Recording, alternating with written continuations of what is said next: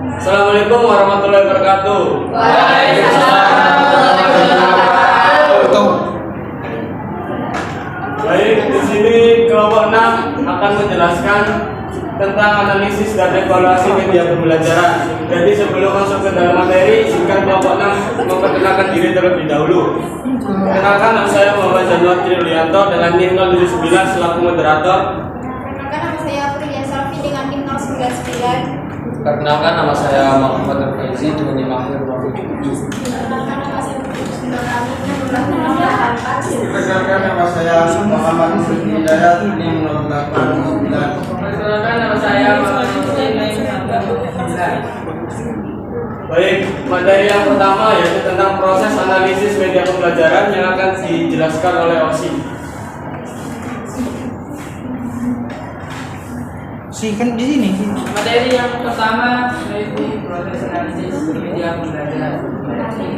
Proses analisis media pembelajaran melibatkan evaluasi menyeluruh terhadap jenis media yang digunakan. Baik itu buku teks video, presentasi, permainan atau teknologi digital lainnya. Untuk memastikan bahwa media tersebut mendukung tujuan pembelajaran dan efektif dan menyampaikan informasi kepada para pelajar. Proses analisis media pembelajaran melibatkan evaluasi dan pemahaman. Yang pertama, kelayakan teknis media pembelajaran. Yang kedua, keterjangkauan media pembelajaran. Yang ketiga, relevasi konten media pembelajaran. Yang keempat, efektivitas dalam mendukung tujuan pembelajaran. B. Proses evaluasi media pembelajaran. Evaluasi merupakan kegiatan pengumpulan kenyataan mengenai proses pembelajaran secara sistematis untuk menetapkan apakah terjadi perubahan terhadap peserta didik dan sejauh mana perubahan tersebut mempengaruhi kehidupan peserta didik. Media pembelajaran adalah suatu alat yang dapat membantu atau mempermudah menyampaikan informasi dalam kegiatan belajar mengajar.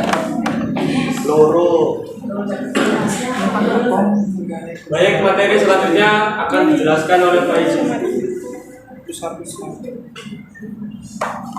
Ya, dalam proses pembelajaran, dalam proses evaluasi media pembelajaran itu tentunya kita sebelum mengevaluasi itu kita harus mengetahui fungsi dari media pembelajaran terlebih dahulu. Yang pertama adalah fungsi komunikatif, di mana fungsi komunikatif ini memudahkan pembelajaran dalam menyampaikan materi baik peserta didik maupun pendidik dengan penyampaian kata demi kata. Untuk fungsi media pembelajaran yang kedua adalah fungsi motivasi. Jadi media pembelajaran itu berfungsi untuk memberikan motivasi pada peserta didik agar peserta didik itu semangat dalam proses belajar mengajar. Yang ketiga adalah fungsi media pembelajaran kebermaknaan. Fungsi kebermaknaan sebagai peningkatan bahwa peserta didik mendapatkan pembelajaran tidak hanya dalam penyampaian guru, akan tetapi mendapatkan informasi terbaru dan dapat kemampuan analisis. Yang keempat adalah fungsi penyamaan persepsi, di mana fungsi ini adalah sebagai penyamaan setiap pandangan peserta didik terhadap informasi yang mereka dapat dalam penyampaian materi. Yang selanjutnya adalah fungsi individual. Fungsi individual, setiap siswa atau peserta didik memiliki latar belakang yang berbeda dari mulai pengalaman, gaya belajar, dan kemampuannya. Maka dari itu, media pembelajaran dapat membantu dan melayani peserta didik dalam gaya belajar utamanya. Yang selanjutnya adalah tujuan evaluasi media pembelajaran.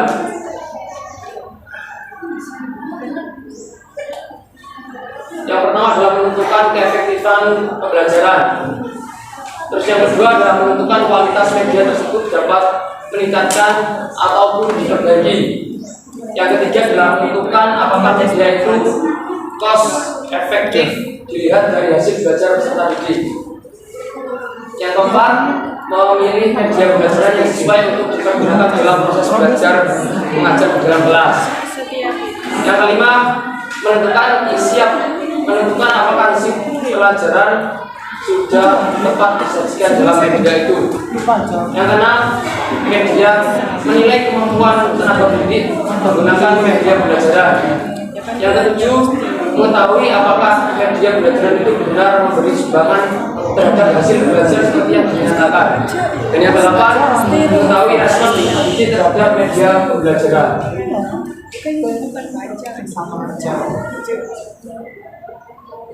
Yang selanjutnya adalah prinsip evaluasi media pembelajaran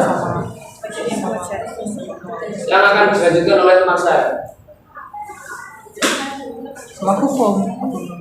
Baik, di sini saya akan melanjutkan tentang prinsip-prinsip evaluasi media dalam pembelajaran.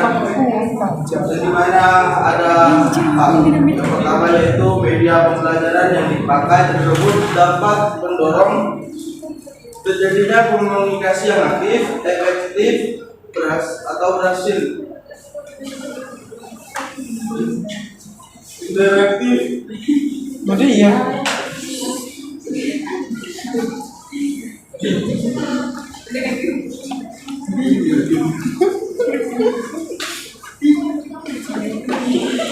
Atau saling berinteraksi, saling aktif. Yang kedua adalah materi yang ada pada media pembelajaran harus tepat dan menarik. Dan yang ketiga, media pembelajaran harus aman dan tahan lama pada saat digunakan. Yang keempat, media pembelajaran harus sesuai dengan karakteristik dan kebutuhan manusia.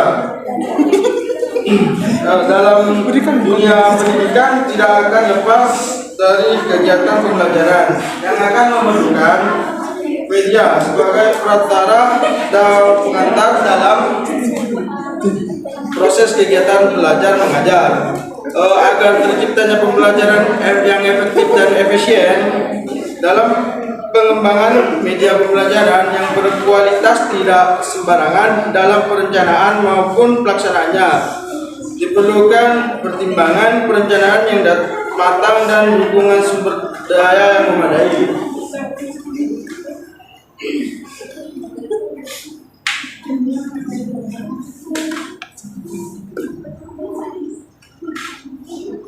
Baik, untuk materi selanjutnya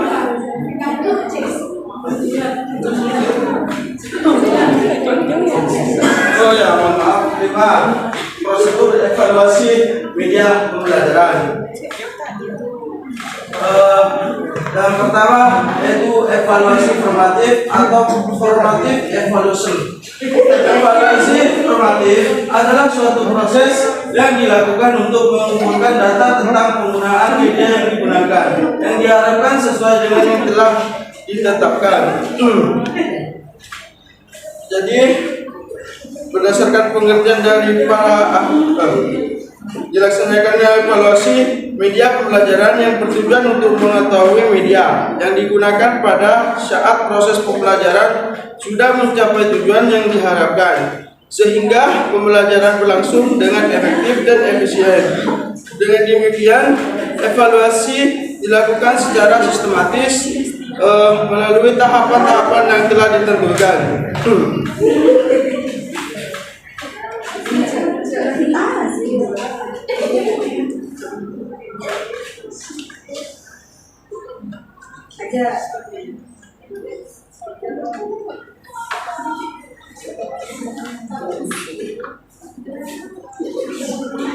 Baik, untuk materi selanjutnya akan disampaikan oleh Mbak Putri. Monggo. Saya akan melanjutkan penjelasan dari teman saya, yaitu tentang proses evaluasi formatif memiliki 3 tahap.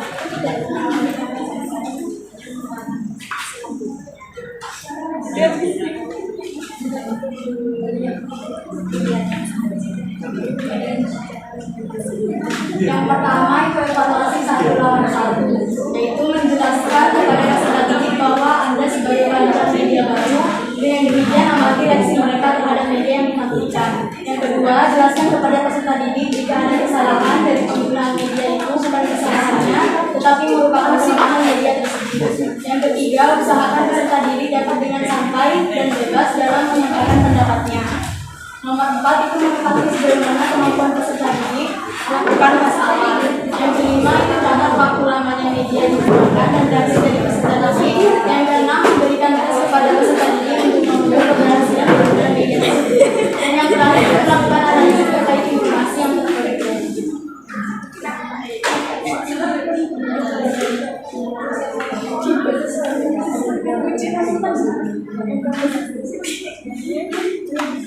Dan yang kedua itu ada evaluasi kelompok ini. Di antaranya yang pertama menjelaskan kepada peserta didik bahwa media tersebut amat normatif dan penggunaannya memerlukan umpan balik. Yang kedua untuk mengukur kemampuan pengetahuan peserta didik berdasarkan topik yang berkaitan dengan media yang dipakai dengan dilakukan tes awal yang berkenaan dengan penggunaan media. Yang ketiga itu memberikan tugas kepada peserta didik untuk mempelajari media tersebut. Yang keempat mengajar media di dalam waktu dan umpan baliknya. Yang kelima memberikan tes agar mengetahui dari tujuan yang bersangkutan. Yang keenam memberikan angket kepada peserta didik agar dapat mengetahui menarik, dapat dimengerti konsisten atau tidaknya media tersebut. Dan yang terakhir itu melakukan analisa terhadap data-data yang telah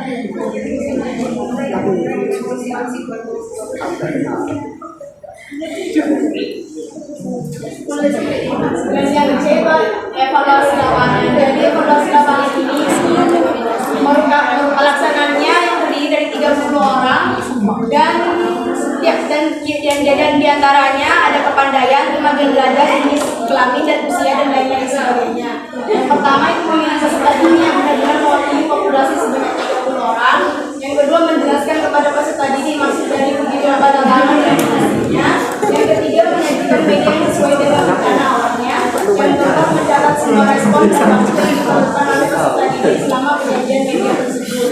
Yang kelima setelah penyajian media lakukan tes akhir untuk mengukur pencapaian hasil belajar peserta didik. Memberikan akhir kepada peserta didik. Yang keenam untuk mengetahui sikap peserta didik terhadap media tersebut dengan menggunakan tes secara sikap. Dan yang terakhir itu menganalisa terhadap data melalui kegiatan-kegiatan yang telah dilakukan. Yang kedua itu evaluasi sumatif. Jadi evaluasi sumatif ini merupakan evaluasi yang dilakukan untuk mengetahui keberhasilan dan seberapa lama dipakainya dari program yang dihasilkan. Evaluasi sumatif yang dilakukan setelah dipastikannya media pembelajaran sudah selesai dikembangkan dan diimplementasikan ke lapangan. Evaluasi sumatif juga dilakukan untuk menentukan sejauh mana materi media pembelajaran. Evaluasi sumatif yang bertujuan untuk membuktikan suatu keberhasilan dari media pembelajaran. Jadi evaluasi sumatif ini tidak hanya dianalisa, yaitu untuk langsung terjun ke lapangan. Jadi bukan cuma dianalisa, tapi dapat dibuktikan secara langsung di lapangan. Untuk selanjutnya materi ini akan dijelaskan oleh Vicky. Selanjutnya adalah instrumen evaluasi media pembelajaran. Di dalam evaluasi pembelajaran itu terdapat beberapa instrumen yang ada di dalamnya yang menyangkut dengan aspek penilaian. Jadi ada beberapa dari tahun 1994. Penilaian media pembelajaran itu bisa terdiri dari 4 aspek.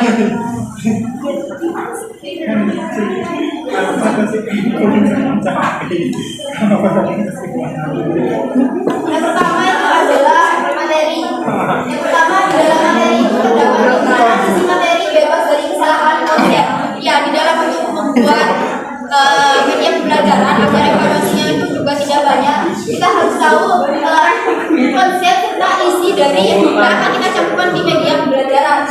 Karena kalau misalkan kalian membuat media tetapi materinya tidak berhubungan, otomatis itu dapat dikatakan tidak efektif. Jadi sebelum membuat media kalian harus tahu terlebih dahulu rancangannya agar nanti evaluasinya tidak terlalu banyak. Kemudian yang kedua pastinya dari art materi.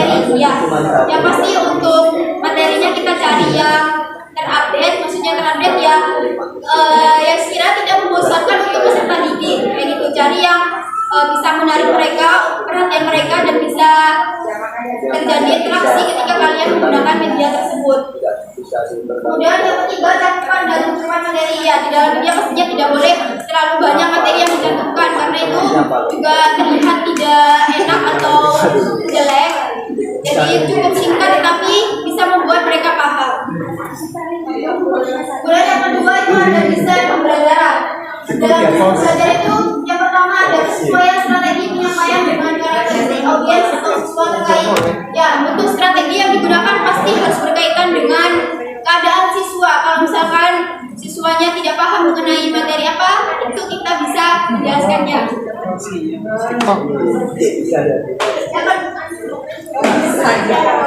Yang kedua, pengembangan strategi penyampaian dengan kemudahan dan kecepatan pemahaman dan penugasan materi konsep atau keterampilan. Dan di dalam menyampaikan materi atau strateginya nanti, yang pasti kita harus tahu bagaimana caranya agar mereka paham, dan sehingga ketika mereka dikasih penugasan nantinya itu mereka tidak bingung seperti itu. Dan yang terakhir, yang ketiga itu ada 3 kemungkinan mendorong siswa berpikir kritis dan memecahkan masalah. Ya, itu pasti karena ketika mereka paham, mereka pasti bisa berpikir lebih jernih, lebih bagus untuk kedepannya. Ya, yang ketiga itu ada media dan komunikasi pembelajaran. Di dalam media dan komunikasi pejabat, 3 isi. Yang pertama itu kesesuaian dan kualitas pendekatan grafis dan visual atau tabel, diagram, gambar dengan tujuan isi materi dan karakteristik audiens atau siswa terkait. Seperti yang saya katakan tadi, bahwa sebuah media itu harus berkaitan dengan apa yang ingin kita sampaikan atau kekurangan yang ada di dalam kelas. Jadi untuk menyampaikannya itu memudahkan bagi kita, dan bagaimana cara kita menyampaikan kepada audiens agar mereka mengerti dan hal itu berjalan efektif. Kemudian yang kedua, kesesuaian dengan kualitas manfaat audio dan hasil dengan tujuan isi materi dan karakteristik objek. Jadi pasti adanya kesesuaian dan juga ada kualitas yang misalkan ini menggunakan audio. Jadi harus jelas, dan itu juga ketika narasi itu tidak terlalu panjang, karena itu juga nanti yang akan membosankan. Kalau kesesuaian kualitas materi tujuannya ini terkait dengan audio, sedangkan ini terkait dengan video. Jadi videonya itu kualitasnya pasti tidak kurang, harus jelas, suara ataupun dari bentuk gambar dan video. Yaitu yang keempat ada daya implementasi dan respon pengguna. Pertama ada kemudahan penggunaan, yang ketika kalian membuat media yang pastinya yang sekiranya itu bisa digunakan untuk orang lain dan mereka itu mengerti.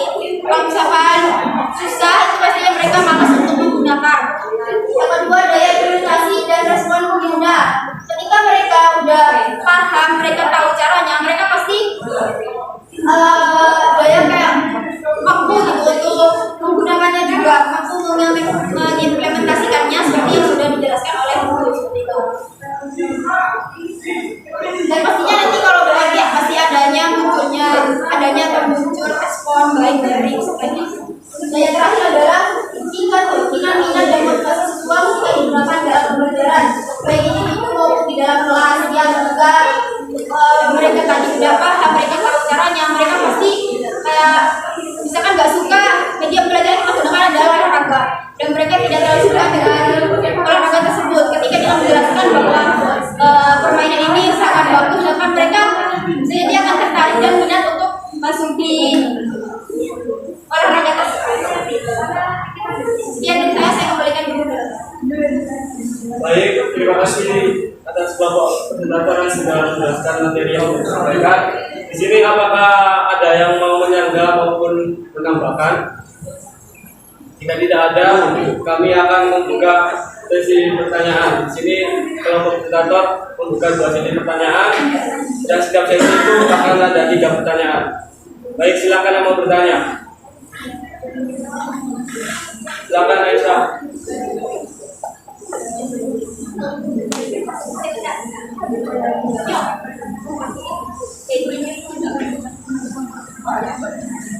Assalamualaikum warahmatullahi wabarakatuh. Waalaikumsalam warahmatullahi wabarakatuh. Perkenalkan, nama saya Stiasa dengan 5-106.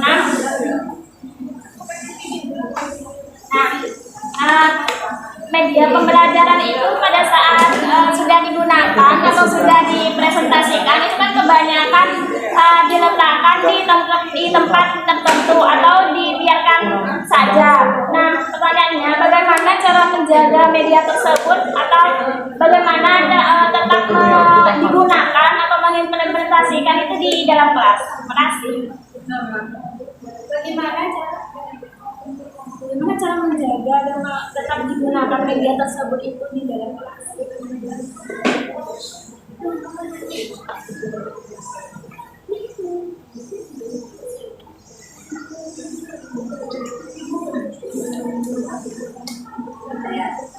Silakan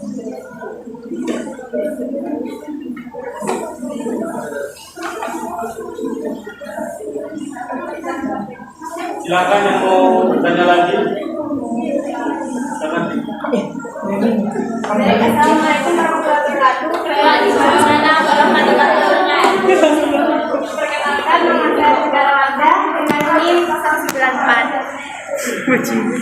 Nah, pertanyaannya itu kan tadi kan di evaluasi itu kan ada tentang materi. Nah, bagaimana cara kita mengetahui materi dalam media pembelajaran tersebut itu memastikan untuk akurat dan terkini, tentunya up to date ya. Itu gimana? Akarannya? Materi itu akurat, ya, terus dan terkini dan kecukupan materi.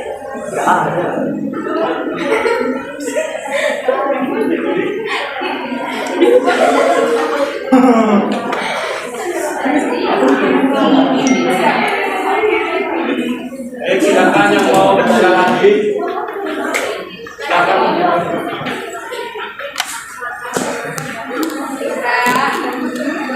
Guru Mariani di Mahir 101 ingin bertanya, setelah melakukan evaluasi, lalu tindak lanjut seperti apa yang menurut materi itu untuk lebih efektif? Terima kasih.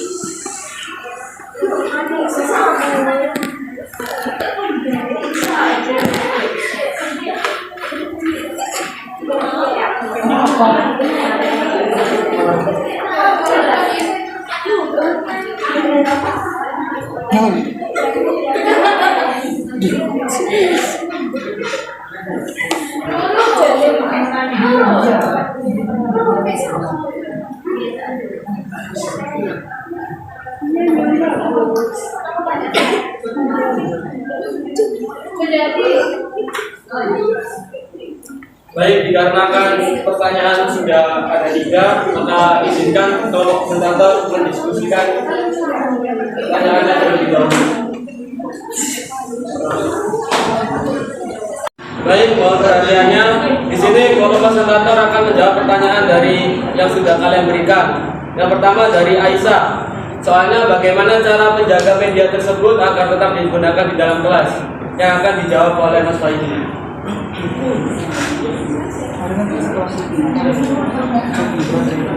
Ya, ini menurut dari kelompok kami ya, cara agar tetap media tetap digunakan di dalam kelas. Yang pertama, relevansi. Pastikan konten yang disajikan relevansi dengan kurikulum dan kebutuhan siswa. Jika materi sesuai dengan kebutuhan mereka, kemungkinan besar media itu akan terus digunakan. Terus yang kedua, media itu harus interaktif. Buatlah media pembelajaran yang interaktif dan menarik. Hal ini dapat meningkatkan keterlibatan siswa dan membuat mereka lebih tertarik untuk menggunakan media tersebut lagi. Dan yang ketiga, pemeliharaan dan pembaruan.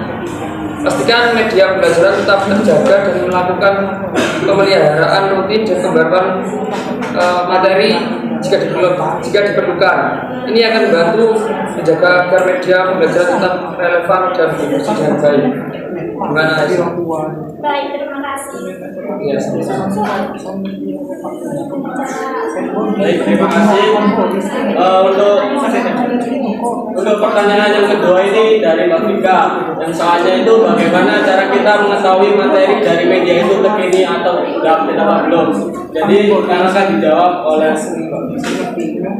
Ya, saya akan menjawab pertanyaan dari bagaimana cara kita mengetahui materi dari media atau tidak. Menurut kami ya, untuk mengetahui materi update atau tidak, itu mungkin untuk peserta didik memang tidak tahu apakah itu materinya update atau tidak.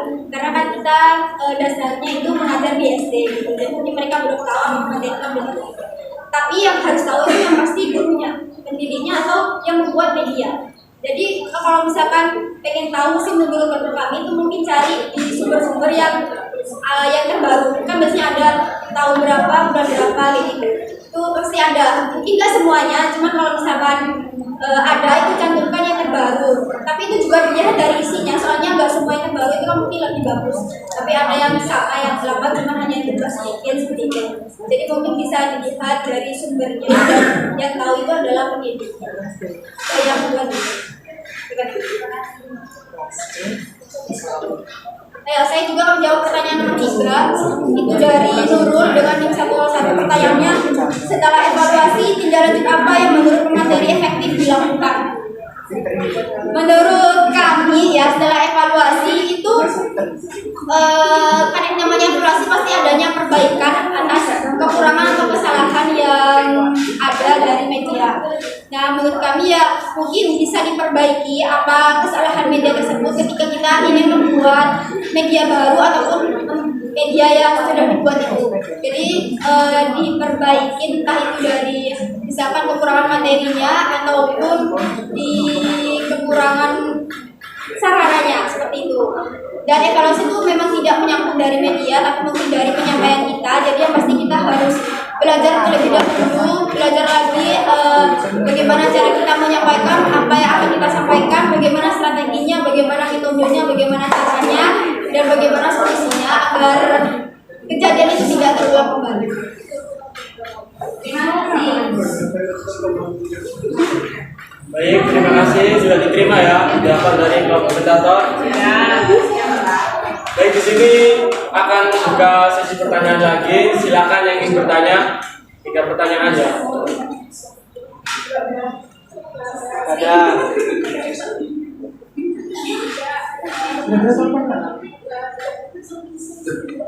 Mau. Ayo, serius.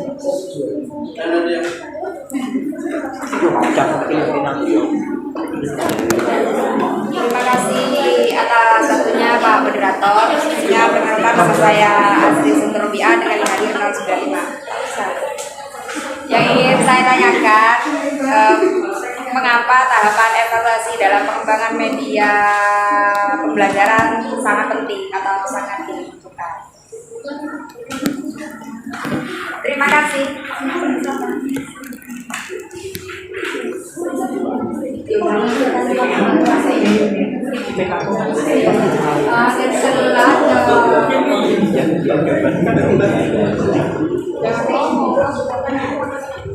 Baik, terima kasih atas pertanyaannya. Silakan yang ingin bertanya lagi. Ayo.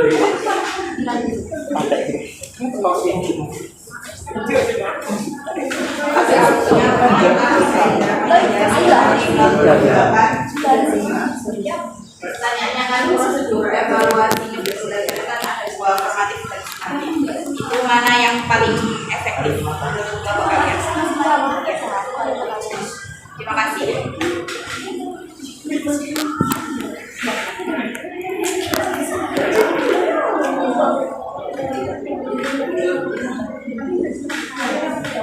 Cat ini.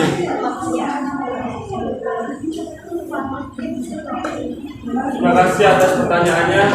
Silakan yang ingin bertanya lagi. Ini pertanyaan terakhir ya. Silakan. Siapa? Pertanyaannya, kelompok Anda perkenalkan nama saya Nisa Nurikma dengan NIM 103. Iya, saya emang gitu. Pertanyaannya, menurut kelompok Anda apa yang menjadi kendala dalam mengevaluasi media pembelajaran? Lalu bagaimana cara mengatasi kendala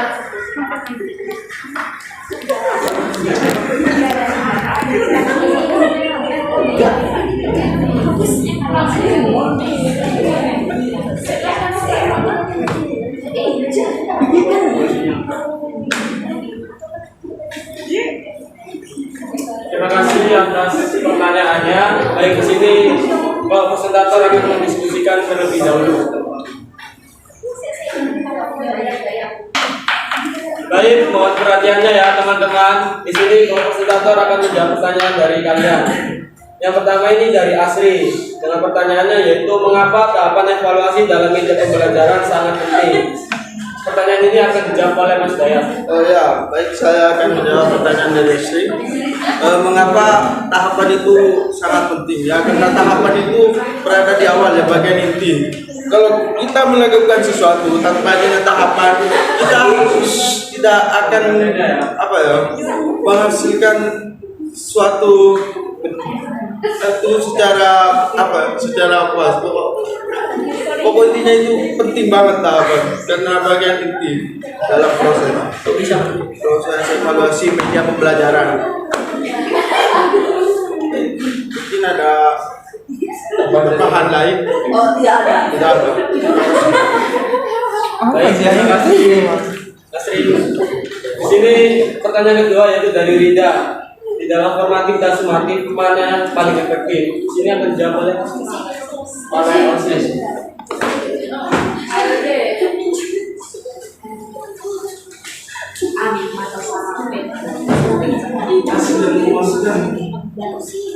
Menurut kami keduanya memiliki peran penting ya dalam meningkatkan menurut kelompok kami keduanya memiliki peran penting dalam meningkatkan dan menilai media pembelajaran.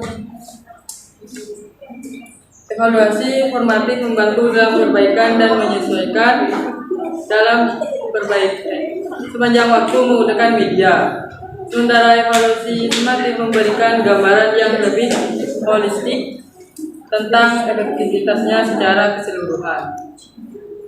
Gimana? Terima. Jadi keduanya itu penting. Baik, terima kasih. Ini pertanyaan terakhir dari Anissa. Pertanyaannya itu, menurut kelompok, apakah kendala dari evaluasi pembelajaran dan solusinya seperti apa? Yang akan dijawab oleh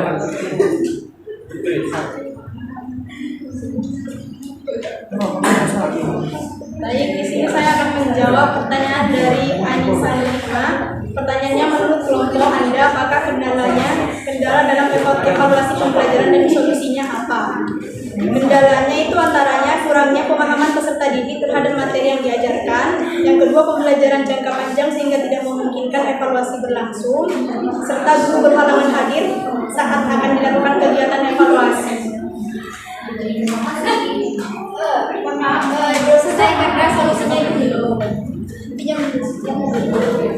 Jadi kan pertanyaan tadi kendalanya yang baru satu kendalanya untuk solusinya itu kan yang pertama tadi kurangnya pemahaman peserta didik terhadap materi yang diajarkan.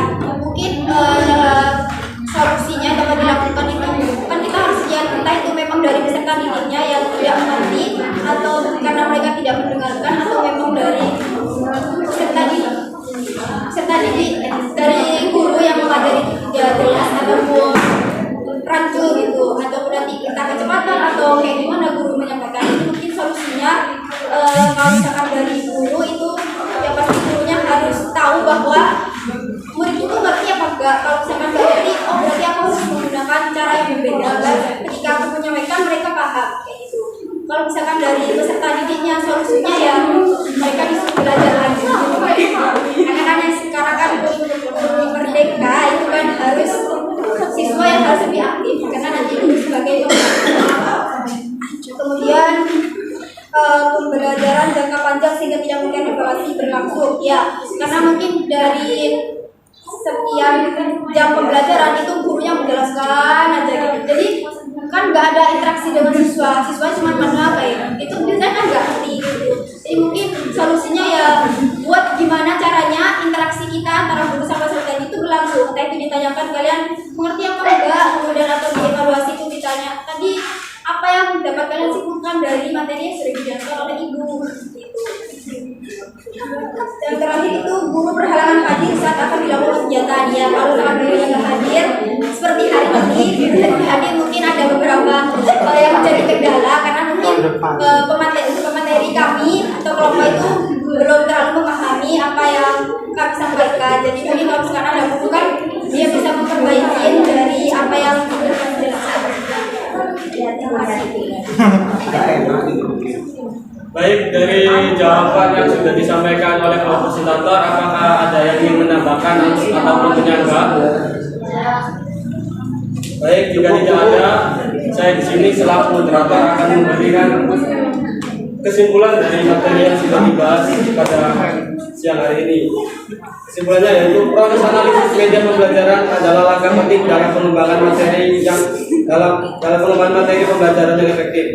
Evaluasi merupakan kegiatan pengumpulan kenyataan mengenai proses pembelajaran secara sistematis untuk menetapkan apakah terjadi perubahan terhadap peserta didik dan sejauh mana perubahan tersebut mengetahui kehidupan peserta didik. Media adalah instrumen strategis yang menentukan keberhasilan dalam proses kegiatan pembelajaran yang dapat dilakukan secara langsung oleh siswa. Prosedur evaluasi media pembelajaran ini ada dua. Yang pertama yaitu evaluasi formatif dan evaluasi sumatif. Jadi itu saja kesimpulan dari materi pada hari ini.